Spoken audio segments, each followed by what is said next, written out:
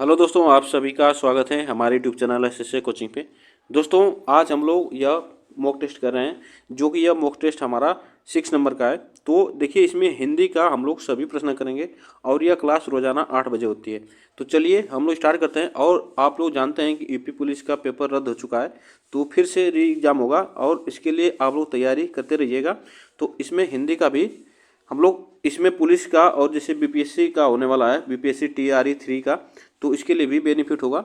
और यूपीएसआई का भी एग्ज़ाम होने वाला है, तो उसके लिए आप लगे रहिएगा हिंदी के लिए। तो चलिए हम लोग इसमें जो देखेंगे सभी के लिए प्रश्न हम लोग देखेंगे, ठीक ना। तो चलिए स्टार्ट करते हैं आज का पहला प्रश्न। तो आज का पहला प्रश्न है, सर्वनाम के कुल कितने भेद हैं? सर्वनाम के कुल कितने भेद हैं? 4 है, 6 है, 8 है, 10 है, बताइए। सर्वनाम के कुल कितने भेद होते हैं? तो आपको बताना है कितने होते हैं। 6 भेद होते हैं। कितने होते हैं? 6 भेद होते हैं। इसमें पूछा जाए कौन कौन होते हैं, तो आपको लिख लेना है पुरुषवाचक सर्वनाम, निश्चयवाचक सर्वनाम, अनिश्चयवाचक सर्वनाम, संबंधवाचक सर्वनाम, प्रश्नवाचक सर्वनाम और निजवाचक सर्वनाम। यह 6 होते हैं। तो यह आपको याद रखना है, सर्वनाम के 6 भेद होते हैं, ठीक ना। कुल कितने भेद है? 6 भेद है। आगे चलते हैं। क्वेश्चन नंबर देखिए हमारा 6। वीर रस का अस्थाई भाव क्या है? वीर रस का अस्थाई भाव क्या है? तो आपको बताना है रति है, उत्साह है, हास्य है, क्रोध है, बताइए इसमें कौन सा ऑप्शन सही होगा हमारा। तो आपको बताना है वीर रस का अस्थाई भाव क्या होता है। तो आपको याद रखना है कि वीर रस का जो अस्थाई भाव है वह उत्साह होता है। अगर इसमें पूछा जाए रति किसका अस्थाई भाव है, रति, तो यह श्रृंगार रस का है। किसका? श्रृंगार रस का है। तो यह एग्जाम में आपसे पूछा जा सकता है, श्रृंगार रस का अस्थाई भाव है। और हास्य रस का जो क्या होता है, तो आपको याद रखना हास्य रस का अस्थाई भाव होता है हमारा हास होता है। क्या? हास होता है आपको। और क्रोध जो है वह किसका अस्थाई भाव है, तो आपको बताना है रौद्र। क्या? रौद्र रस का, रौद्र रस का। तो यह भी एग्जाम में ऐसे पूछा जा सकता है। चलिए आगे चलते हैं। क्वेश्चन नंबर देखिए हमारा, एक से अधिक वर्णों के मेल को क्या कहते हैं? एक से अधिक वर्णों के मेल को क्या कहते हैं? अक्षर कहते हैं, स्वर कहते हैं, व्यंजन कहते हैं, अनुस्वार कहते हैं। तो आप बताइए इसमें कौन से होंगे, तो उसे क्या कहते हैं? एक से अधिक वर्णों के मेल को हम क्या कहते हैं? तो उसे हम व्यंजन कहते हैं। क्या कहते हैं? व्यंजन कहते हैं। अगर व्यंजन की संख्या पूछा जाए, अगर व्यंजन की संख्या पूछा जाए, तो व्यंजन की संख्या कितनी होती है? 33 होती है। ठीक। अनुस्वार कितने होते हैं? 2 होते हैं। स्वर की संख्या 11 होती है, ठीक ना। तो यह आपसे एग्जाम में पूछा जा सकता है।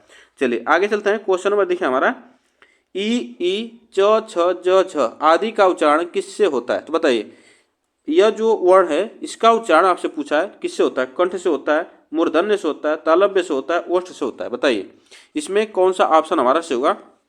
देखिए यह जो हमारा च छ ज झ इसका जो उच्चारण स्थान होता है वो हमारा किससे होता है? तालव्य से होता है, ठीक ना। तो यह तालव्य से होता है। तो यह आपको भी याद रखना है। कंठ से पूछा जाए, यह कंठ से जो होता है यह क ख ग घ अंगा तक, ठीक ना। ये भी आपको याद रखना है। अगर स्वर पूछा जाए तो अ और आ, इसमें कंठ से उच्चारण होते हैं। एग्जाम में ऐसे पूछे जा सकते हैं। ओष्ठ से उच्चारण होने वाले जो होते हैं प फ ब भ म, यह जो होते हैं यह ओष्ठ से उच्चारण होने वाले होते हैं। तो प फ ब भ म यह जो होते हैं आपको ये भी याद रखना है, ठीक ना। तो एग्जाम में ऐसे पूछा जा सकता है एग्जाम में। चलिए आगे चलते हैं। अगर मूर्धा की बात की जाए तो मूर्धा में स्वर जो होता है हमारा ऋषि होता है। क्या होता है? ऋषि, ठीक ना। अगर इसमें और जो व्यंजन होते हैं तो ट वर्ग का जो होता है, ट वर्ग जो होता है वो भी होता है। ठीक। आगे चलते हैं। क्वेश्चन नंबर देखिए हमारा, जब एक ही ध्वनि का द्वित्व हो जाए तो वह क्या कहलाता है? बताइए जब एक ही ध्वनि का द्वित्व हो जाए वह क्या कहलाता है? आपको बताना है। तो बताइए इसमें जब एक ही ध्वनि का द्वित्व हो जाए तो उसे क्या कहा जाएगा? तो आपको याद रखना है उसे क्या कहेगा। तो हम उसे कहेंगे युग्मक ध्वनिया। क्या कहेंगे? युग्मक ध्वनिया कहेंगे। तो इसमें जो ऑप्शन सही होगा हमारा यह बी ऑप्शन से होगा। ठीक। अगर इसमें क्या जैसे लिखा जाता है दिल्ली, तो इसमें क्या ल की जो ल वर्ण है उसकी ध्वनि 2 बार हो रही है, ठीक है। ऐसे ही और जैसे लिखा जाए लड्डू, लड्डू लिखा जाए तो इसमें ड जो है इसका उच्चारण स्थान मतलब इसका क्या हो रहा है? द्वित्व हो रहा है, मतलब 2 बार यह उच्चारण हो रहा है। तो यह इसी को हम लोग क्या कहते हैं? युग्मक ध्वनिया कहते हैं। चलिए आगे चलते हैं। क्वेश्चन नंबर देखिए हमारा, क्वेश्चन है 6 का, अनुस्वार किसका कार्य करता है? अनुस्वार किसका कार्य करता है? विसर्ग का, चंद्र बिंदु का, पंचम वर्ण का और स्वर का। तो बताइए अनुस्वार जो होते हैं आपको याद रखना है। तो अनुस्वार किसका वर्ण यह कार्य करता है? इसमें आपको बताना है इसमें कौन सा ऑप्शन हमारा सही होगा।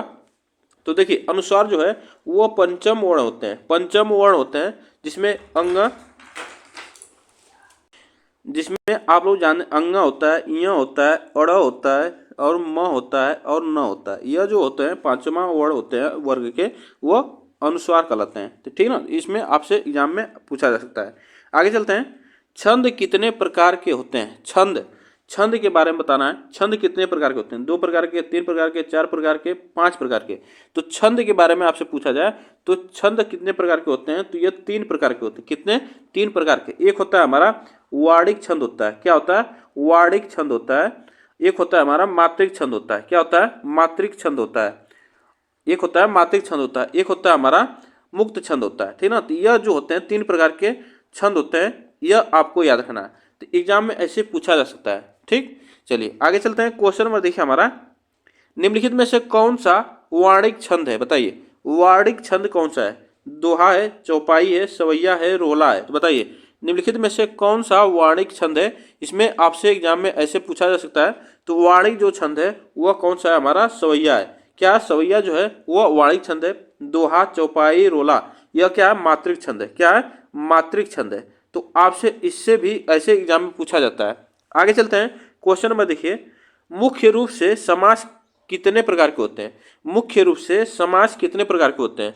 एग्जाम में ऐसे पूछा जा सकता है। बताइए तो मुख्य रूप से समास कितने प्रकार के होते हैं? 5 प्रकार के, 6 प्रकार के, 7 प्रकार के, 9 प्रकार के। बताइए समास कितने प्रकार के होते हैं? तो आप बताइएगा 6 प्रकार के। कितने प्रकार के? 6 प्रकार के। ठीक ना, तो ऐसे एग्जाम में आएगा कौन कौन होते हैं? तो एक होता है हमारा द्वंद्व समास होता है, अव्ययी भाव समास होता है, तत्पुरुष समास होता है, बहुब्रीहि समास होता है, द्विगु समास होता है, कर्मधारय समास होता है। तो यह जो होते हैं 6 प्रकार के। अगर इसी में अगर पूछा जाए कि तत्पुरुष समास के, तत्पुरुष समास के कितने भेद होते हैं? बताइए तत्पुरुष समास के भेद तो आप कितने बताएंगे? तो बताइएगा 6। तत्पुरुष समास के 6 भेद होते हैं। ठीक ना, तो समास के 6 भेद होते हैं, तत्पुरुष समास के भी 6 भेद होते हैं। आगे चलते हैं। क्वेश्चन में देखिए हमारा, जो क्रिया अभी हो रही है उसे क्या कहते हैं? जो क्रिया अभी हो रही है उसे क्या कहेंगे? अपूर्ण वर्तमान, सामान्य वर्तमान, संदिग्ध वर्तमान और इनमें से कोई नहीं। तो बताइए इसमें कौन सा ऑप्शन हमारा सही होगा? तो देखिए जो क्रिया अभी हो रही है, अभी हो रही है मतलब वो क्या है? अपूर्ण है, मतलब अभी पूरा नहीं हुआ, अपूर्ण यह वर्तमान होगा। तो ऑप्शन जो हमारा सही होगा ये ऑप्शन सही है। चलिए क्वेश्चन नंबर देखिए हमारा, रचना की दृष्टि से क्रिया के कितने भेद हैं? रचना की दृष्टि से क्रिया के कितने भेद हैं? बताइए 3, 2, 4, 5। तो बताइए रचना की दृष्टि से कि क्रिया के कितने भेद होते हैं? इसमें आपको बताना है कौन सा ऑप्शन इसमें हमारा सही होगा। तो रचना की दृष्टि से क्रिया के 2 भेद होते हैं। कौन कौन होते हैं? एक होता है हमारा सकर्मक क्रिया। क्या होता है? सकर्मक क्रिया। एक होता है अकर्मक क्रिया। अकर्मक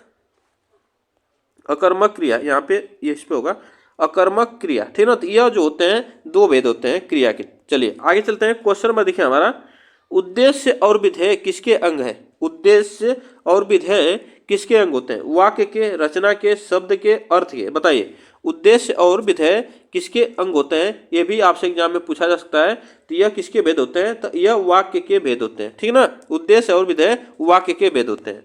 आगे चलते हैं। 2 अलग अलग भाषाओं के मेल से बना हुआ शब्द क्या कहलाता है? बताइए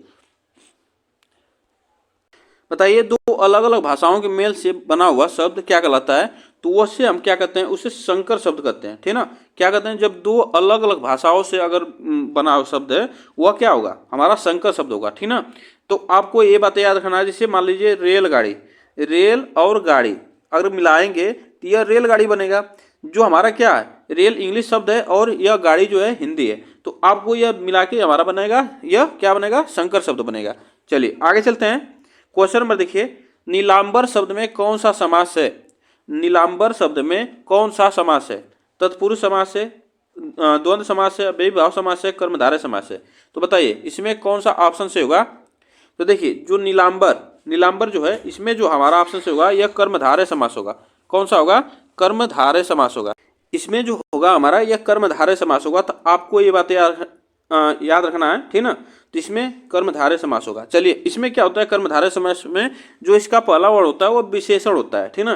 क्या होता है, विशेषण। जैसे यहाँ पे नीला अंबर, मतलब नीला हो अंबर जैसे, तो इसमें अगर इसका समास विग्रह करेंगे तो हमारा क्या होगा, नीला हो जो नीला है अंबर जो, या नीला हो अंबर, तो वह क्या, नीला जो हमारे विशेषता बता रहा है कि बादल की विशेषता कैसा, नीला है। तो यह आपको याद रखना है। चलिए, किस समास में दोनों पद प्रधान होते हैं, किस समास में दोनों पद प्रधान होते हैं, बहुब्रीहि समास में, तत्पुरुष समास में, द्वंद्व समास में, द्विगु समास में। तो यह आपको बताइए। तो इसमें दोनों पद प्रधान होते हैं, तो इसमें किसमें होता है, द्वंद्व समास में होता है। किसमें, द्वंद्व समास में होता है। चलिए आगे चलते हैं। छंद का सर्वप्रथम उल्लेख कहाँ मिलता है, छंद का सर्वप्रथम उल्लेख कहाँ मिलता है, यह आपको बताना है। तो छंद का सर्वप्रथम उल्लेख किस कहाँ मिलता है, तो इसमें आपसे पूछा जा सकता है। तो यह ऋग्वेद में मिलता है। कहाँ पे, ऋग्वेद में मिलता है। आगे चलते हैं, क्वेश्चन में देखिए, किस रस को रसराज कहा जाता है, किस रस को रसराज कहा जाता है। तो आप बताइए किस रस को रसराज कहा जाता है। तो इसमें कौन सा ऑप्शन हमारा से होगा, किस रस को रसराज कहा जाता है। इसमें जो ऑप्शन से होगा हमारा वह श्रृंगार रस। श्रृंगार रस को क्या कहा जाता है, रसराज कहा जाता है। यह आपसे एग्जाम में पूछा गया प्रश्न है। आगे चलते हैं। कुमाऊनी का गात शब्द है, कुमाऊनी का गात शब्द है, बताइए कुमाऊनी का गात शब्द है। ये इसमें आपसे पूछा जा सकता है एग्जाम में। तो देखिए यह जो गात शब्द है यह क्या है, हमारा एक तत्पुरुष समास है। क्या है, तत्पुरुष समास है। तो आपको ये हमारा ये बातें आपको याद रखना है। ये तत्पुरुष शब्द है, सॉरी हम समास बोल रहे थे, तत्पुरुष यहाँ पे क्या होगा, सॉरी गलती, हम यहाँ पे होगा हमारा तद्भव, तद्भव है। तो क्या है, तद्भव है। तो यह आपको याद रखना है, तद्भव शब्द है, ठीक ना। कौन सा है, तद्भव शब्द है। चलिए आगे चलते हैं। क्वेश्चन में देखिए हमारा, चयन शब्द में संधि विच्छेद होगा, चयन शब्द में संधि विच्छेद होगा। बताइए चयन शब्द में संधि विच्छेद आपसे पूछा जाए तो कौन सा होगा, इसमें कौन सा ऑप्शन हमारा से होगा। तो इसमें कौन सा ऑप्शन हमारा से होगा, तो इसमें जो ऑप्शन से होगा हमारा ऑप्शन सी सही होगा। अगर इसमें संधि पूछा जाए तो कौन सी संधि होगी, अयादी संधि होगी। कौन सी होगी, अयादी संधि होगी। ठीक, आगे चलते हैं। क्वेश्चन नंबर देखिए हमारा, उसने नहाकर भोजन किया, इस वाक्य में नहाकर निम्नलिखित में से किस क्रिया का उदाहरण है। उसने नहाकर भोजन किया, इस वाक्य में नहाकर निम्नलिखित में से किस क्रिया का उदाहरण बताइए। द्विकर्मक क्रिया, प्रेरणार्थक क्रिया, पूर्वकालिक क्रिया और संयुक्त क्रिया। तो इसमें आप बताइए कौन सा ऑप्शन हमारा से होगा। तो देखिए उसने नहाकर भोजन किया, मतलब यह इसमें क्या कर रहा है, मतलब उसके पूर्वकालिक क्रिया इसमें होगा। आपको याद रखना है इसमें ऑप्शन जो सही होगा सी ऑप्शन से होगा, पूर्वकालिक क्रिया यहाँ पे होगा, ठीक ना। आगे चलते हैं। क्वेश्चन नंबर देखिए हमारा, सुई का तत्सम रूप है, सुई का तत्सम रूप बताना है। सलाई होगा, सूची होगा, सूची होगा और सुज्जा होगा। बताइए सुई का जो तत्सम शब्द होगा वह क्या होगा। तो ये आपसे पूछा जा सकता है एग्जाम में, तो यह सूची होगा। क्या होगा, सूची होगा। चलिए आगे चलते हैं। क्वेश्चन नंबर देखिए हमारा, निर्बलता शब्द में उपसर्ग और प्रत्यय का सही है विकल्प बताइए। निर्बलता शब्द में उपसर्ग और प्रत्यय का सही विकल्प बताना है। तो इसमें कौन सा ऑप्शन हमारा सही होगा, निर्बलता शब्द में कौन सा ऑप्शन से होगा। तो देखिए इसमें पहला पूछा है उपसर्ग, उसके बाद प्रत्यय। तो जो उपसर्ग होता है किसी भी शब्द के आगे जो लगता है, और प्रत्यय जो होता है वह बाद में लगता है।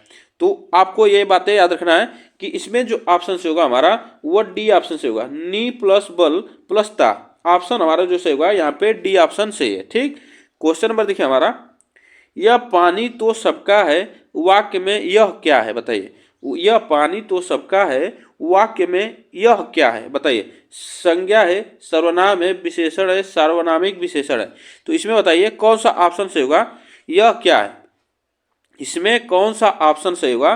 तो इसमें बताइए, देखिए यह जो है ये क्या है, हमारा सर्वनामिक विशेषण है। यह जो है सर्वनामिक विशेषण है, ठीक ना। तो आपसे एग्जाम में ऐसे प्रश्न पूछे जाते हैं।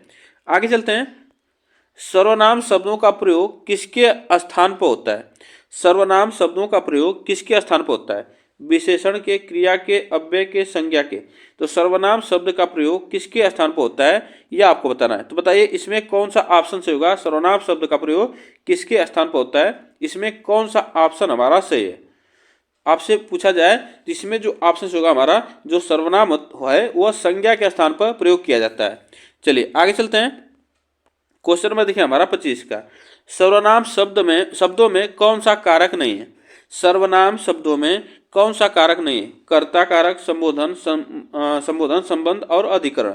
जिसमें बताना है जो सर्वनाम शब्दों में कौन सा कारक नहीं है, इसमें कौन सा ऑप्शन हमारा सही होगा। तो देखिए जो सर्वनाम शब्द है वह क्या है?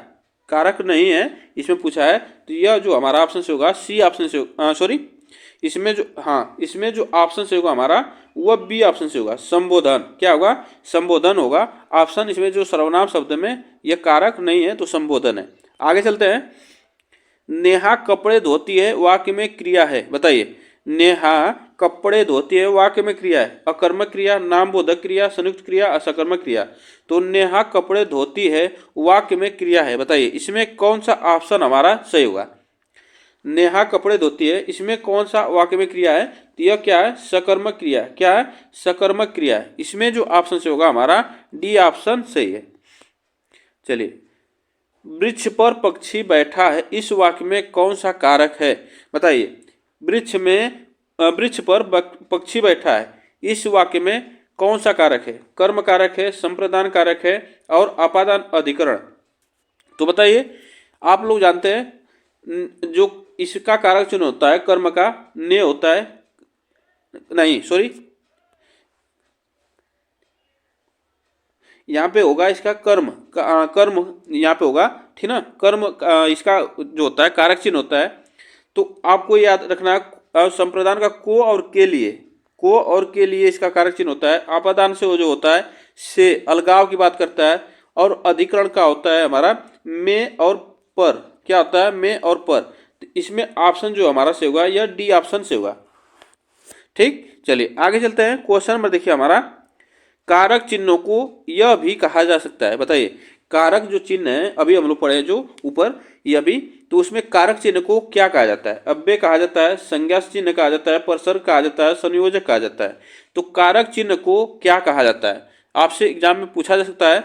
तो कारक चिन्ह को क्या कहा जाता है? तो उसे कहा जाता है परसर्ग। क्या कहा जाता है? परसर्ग कहा जाता है, ठीक ना। आगे चलते हैं। क्वेश्चन नंबर देखिए हमारा, निम्नलिखित में से तत्सम शब्द बताइए। निम्नलिखित में से तत्सम शब्द बताइए, इसमें कौन सा होगा?